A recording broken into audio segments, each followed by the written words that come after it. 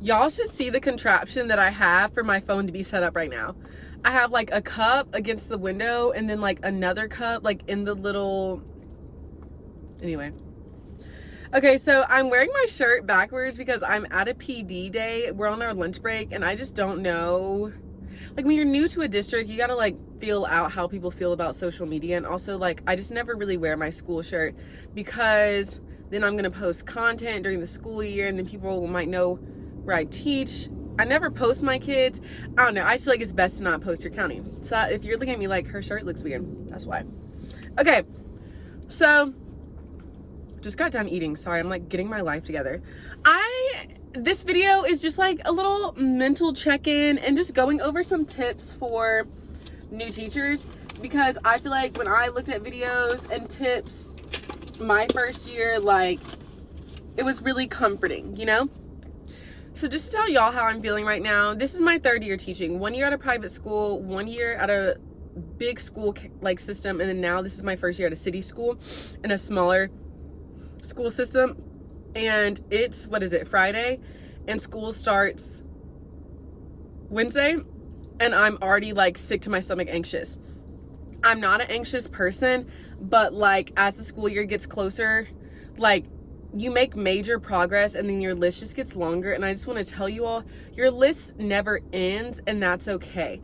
But having to panic about getting a list done, it's going to make you panic all year. And your list is just never ending because you can find ways to just do things better. And then you're going to change things, and it's just never ending. So making a list is helpful. It keeps you organized, but it's just never ending. Also, at the beginning of the school year, ask for help. If you don't know something, ask for help, because your principal wants you to be the most successful version of yourself, and nothing is a dumb question, because at the end of the day, your principals, admin, they want their school to look good, and if you don't know what you're doing, it's not going to look that good. So just go ahead and ask the question. And what's interesting for me is going into a new school system. I was at new teacher orientation with people that have taught 20 years. So like everyone is new at something. It might not be their first year teaching. It might be their 20-year teaching, but it might be their first day in this school system. It might be their first day to this curriculum. You know what I mean? So for me, like, it's interesting. I'm year 3. I still feel like a baby, really, for public school year 2, because it's a huge difference between public and private.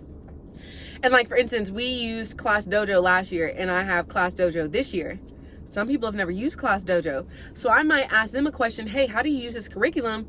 Let me show you how I use Class Dojo. Let me show you how you can print off your QR code and get it organized for Meet the Teacher. You always have something to share. Always. Like, even if you're just like the energy sometimes of being a first year teacher, the ideas, things you learned in school, you might know more about Canva. Like, you have so much to bring to the table. This is my big one. This is my biggest tip. Take what people have to say or their opinions with a grain of salt.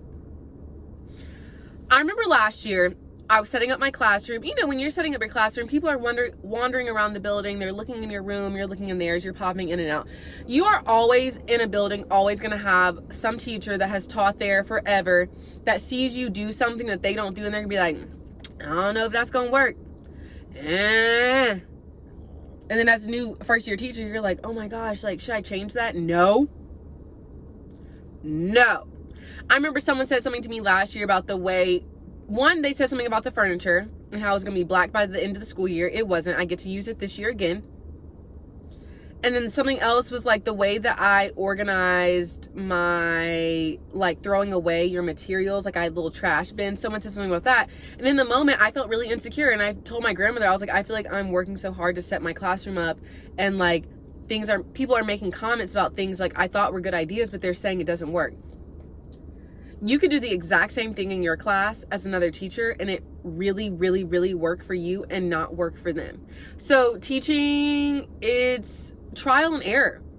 And the thing is, like, it's really not that deep if you change something in your classroom. I remember last year I changed the entire setup of my room once a month. I'm talking about desk, Promethean board, rug. My kids would come back from gym and be like, where's my desk? Look for your name tag. I don't know. I flipped the room. You know what I mean? Like, it's always changing. Like, I remember There's just a ton of examples of you thinking that things are going to work and then they don't work. And that's okay. The most important part, and I'm going to go back to what I just said. The most important part is your relationships with your students. If your students know that you love them, they're not going to care about if something that you do flops. I remember one time I taught something completely wrong. I had to go back the next day and was like, y'all, I didn't teach that right. It was time. I was like, I didn't teach that right. Like, I got to re-show y'all. And they were like, okay. They don't care. They're just happy that you showed up. Like, I mean that with everything in me. And so when someone says an idea and they want you to implement it, take it with a grain of salt. Try it. It might work. It might not. If you have something implemented and someone makes a negative comment, just try it. Because you've already put the work and time into it. And they might be right. Maybe it is a flop. But also they could be wrong. And now it works for you. And that just, like, it boosts your confidence. And that's something that I really used to let bother me because I felt so insecure. I feel like I had imposter syndrome. Like, I didn't think I was good enough. I didn't think I should be teaching. And now I can confidently say, even though I'm anxious today, the thing that I'm probably most confident about in my life is that I know I'm a good teacher. You know what I mean? Like, and it's not like, oh, I know what I set up in my classroom is going to work. It might not. It might not work with these kids this year. But I know I'm a good teacher, and I know I'm going to find the resources to make sure that we all have a good school year. Period. So it's just like, you just got to go in with some confidence. You know what I mean? And you have to find a way to, like, not let anxiety take over. Like, today, I'm, like, making a list. But I'm also, like, let me do things that I know are relaxing to me. Like, let me slow down and take a deep breath and remind myself everything on my list is not going to get done the first day of school. For instance, my rug for my reading nook and my mindfulness corner isn't going to come in until, like, the first day of school or maybe the day before. That caused me to panic. Like, oh my gosh, like, I want my room done now. Like, why isn't my rug here? Like,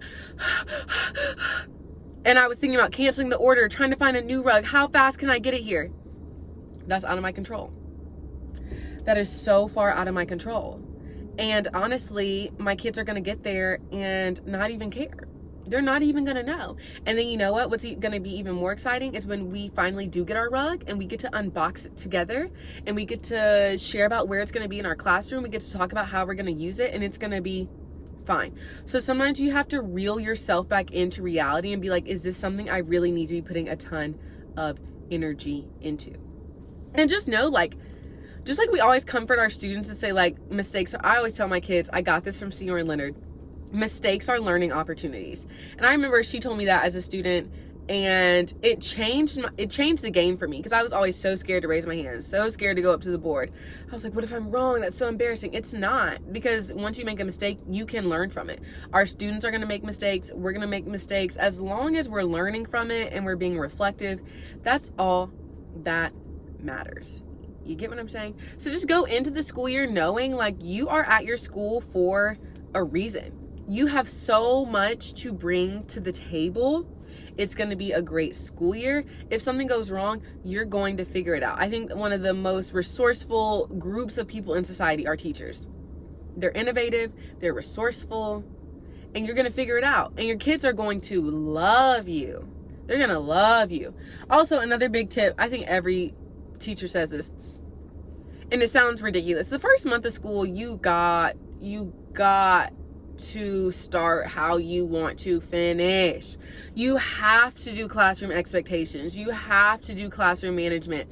You have to act out everything. You have to act out how to act, how to not act. You have to show them how to walk in the door. Like, you literally are going to have to get them to go out of the classroom, line them up. One student doesn't do the right thing, you have to start over. Because by October, y'all are going to be smooth sailing. You're going to be rocking and rolling. And if you don't, it's just going to get worse. After Christmas, worse. After spring break, worse. And you're going to be pulling your hair out, throwing up at the end of the year thinking that teaching isn't for you. Like, you have to come in there strict. And strict isn't mean. Strict isn't yelling. Strict is, these are my expectations. This is what I expect. This is what we're going to do. You just have to show them. Like, for me, something that was really big was, like, our rug. Like, last year, just like this year, my rug is pink and white. You have to show them, okay, if we have dirt on our shoes, what do we need to do? You have to get them to call and answer, like share answers. Okay, maybe we could ask to wipe our shoes off. Okay, maybe we could go to our outdoor doormat and wipe our feet off again. And then you're gonna show them, make sure your shoes are clean. Am I gonna walk in from recess and just stomp on the rug? You have to be dramatic.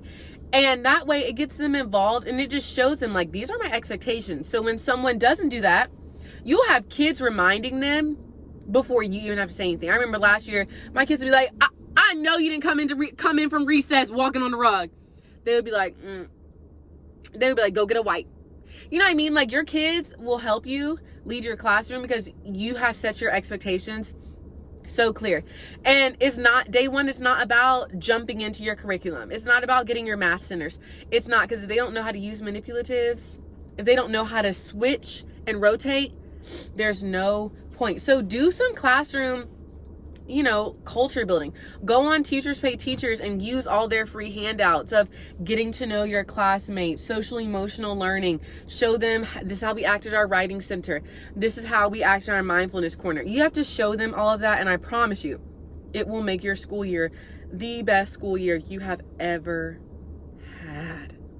But just go into it just knowing, like, I'm meant to be here for a reason. I am going to do a good job. And just be excited and ask for help. Just ask for help. There are teachers, like I said, that have been teaching for 30 years that still have to be like, hey, like, how do we do this? You know what I mean? Just go in there with some confidence. Even if you're having to fake your confidence, even if it's fake.